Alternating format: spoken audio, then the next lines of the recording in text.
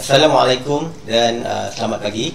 Jadi hari ini kita akan mempelajari struktur kod arahan, iaitu topik bagi tingkatan 2. Dalam struktur kod arahan,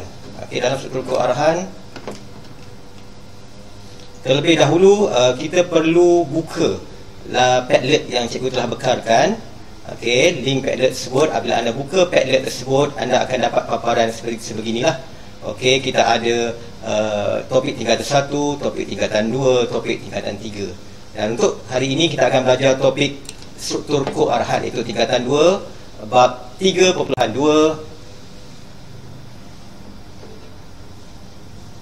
Bab 3.2, di mana di sini dalam Padlet tersebut ada buku teks, ada PowerPoint, ada slide PDF, ada pentaksiran bilik darjah. Kita pergi satu persatu dahulu. Biasanya kalau anda belajar di rumah akan anda buku teks, boleh buka buku teks. Jika tidak ada, anda boleh download di sini.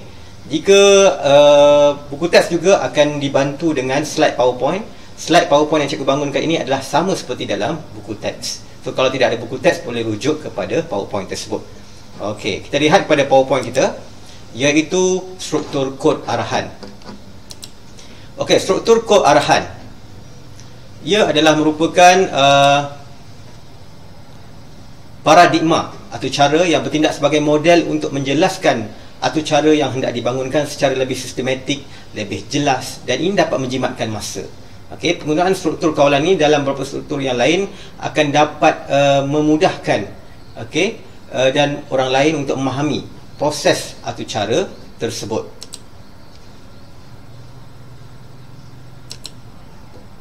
Dalam pengaturcaraan terdapat 3 struktur kawalan, iaitu jujukan, pilihan dan ulangan. So secara lalainya, secara defaultnya, aturcara dilaksanakan secara jujukan, maksudnya daripada atas sampai ke bawah.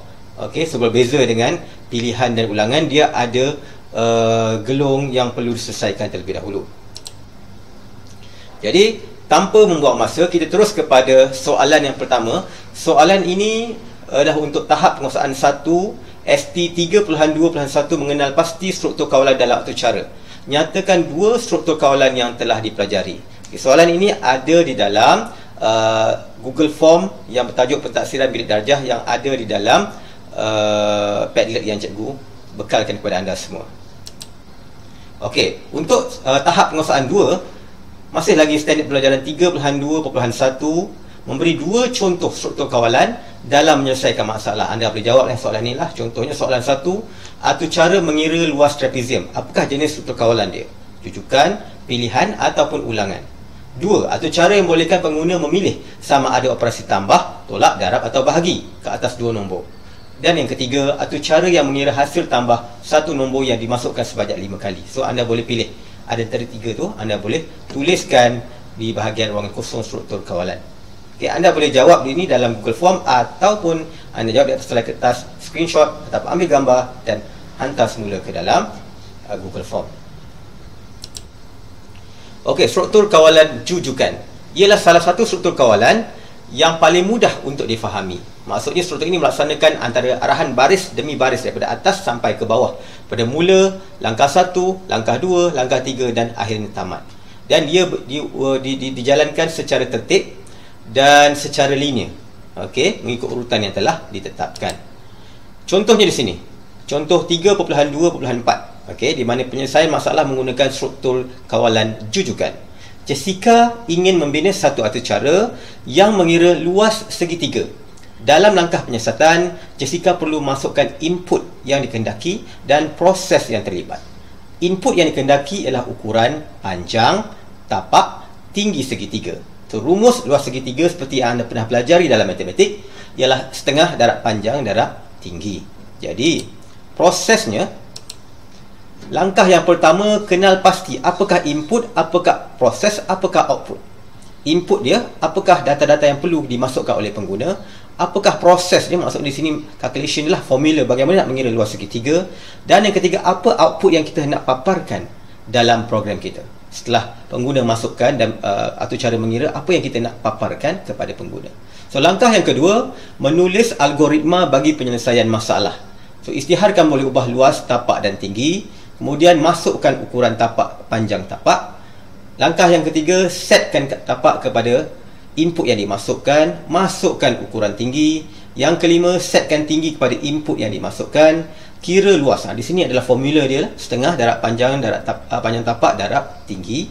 Kemudian paparkan jawapan dan tamat. So, jawapan di sini ialah keluasan segitiga tersebut. So, dalam bentuk carta alih, setelah kita buat prosedur kod, kita akan buat carta alih bermula dengan perkataan mula, kemudian isytiharan boleh ubah, kemudian paparkan mesej, masukkan ukuran panjang tapak, setkan tapak, kemudian paparkan mesej, masukkan ukuran tinggi, setkan tinggi kepada input yang dimasukkan, formula untuk kira luas, paparkan jawapan dan tamat. So, ini adalah carta alih secara ringkas berkenaan dengan prosedur kod yang kita bangunkan tadi. Okay, ini adalah contoh typing ataupun bahasa atau cara dalam Python. Okay, anda boleh menggunakan, jika anda tidak ada dalam komputer, anda boleh jawab menggunakan laman web reepl.it di handphone anda. Okay, lebih kurang ni juga, cuma paparan berbeza sedikit lah. Okay, tapak, input dia, tapak sama dengan float. Dalam kurungan input, masukkan ukuran panjang tapak, sentimeter. So, ini float. Float maksudnya inputnya boleh dalam bentuk perpuluhan. Kemudian pengguna masukkan ukuran tinggi. Tinggi sama dengan float, input masukkan ukuran tinggi dalam kurungan sentimeter. So, arahan anda perlu jelas nak ukuran apa, sentimeter ke, milimeter ke, meter ke. Okey. Dan kemudian formula untuk mengira luas segitiga, masukkan formula tersebut dan mencetak print luas segitiga ialah, jangan terus masukkan nilai luas, kena ada ayat sedikit. Luas segitiga ialah gitu. Jadi untuk standard pelajaran seterusnya, untuk tahap penguasaan 3, menghasilkan atau cara berkaitan struktur kawalan, jujukan dalam penyelesaian masalah. Aktiviti 3.7 ini ada di dalam buku teks.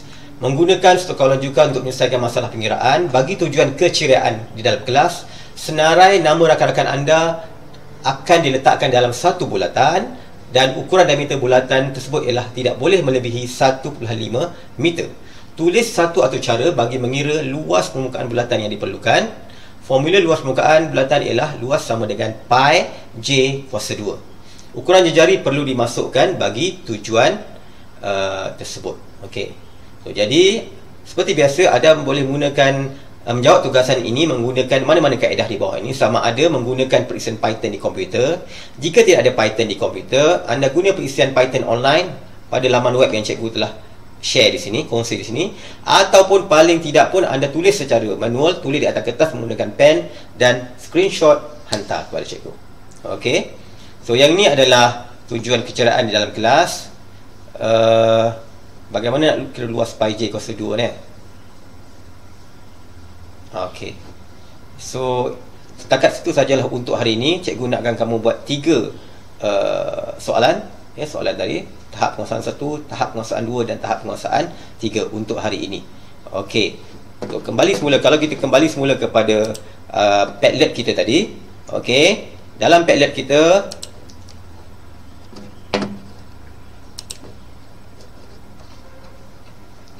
okey, dalam Padlet ini cikgu ada sharekan pentaksiran bilik darjah. Okey, kalau kamu klik pada pentaksiran bilik darjah,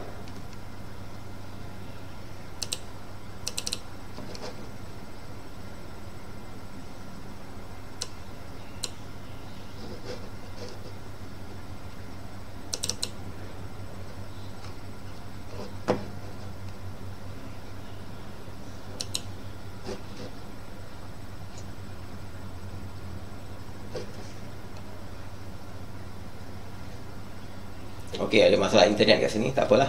Anda jawab terus soalan 3 soalan tadi sehingga tahap penguasaan 3 untuk hari ini. Okey, sekian, terima kasih.